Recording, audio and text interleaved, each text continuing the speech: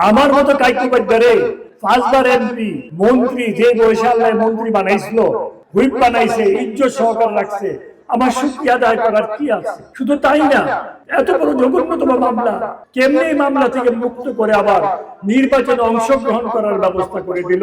আমি যে কলজা টুকরা কইলাম, অনেক কিছু মনে করতে পারি। কেড়ে কইছি জানেন?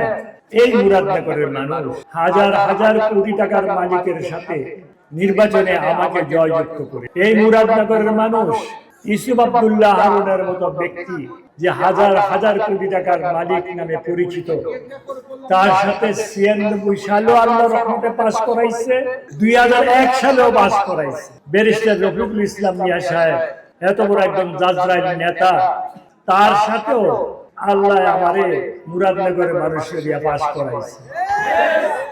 জাহির আলম সরকার, এত বড় নেতা একজন, তার লগেও আল্লাহ আমার বাস করাইছে আপনাদের ভোটে। তাহলে মুরাদনগর মানুষ আমার কলিজার টুকরা না, তাহলে কেডাই হইব?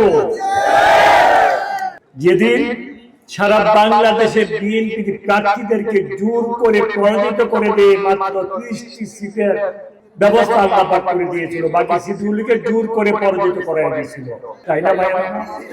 সেই 30টি সিটের মধ্যে একটা সিট কিন্তু মুরাদনগরের পাবলিক ভোট দিয়া বানাইছে, তাই না ভাই? আমার 2008 সালে নির্বাচিত হওয়ার পরে আমি কিন্তু আপনাদেরকে 1 বছরের বেশি খেদমত করতে পারি না।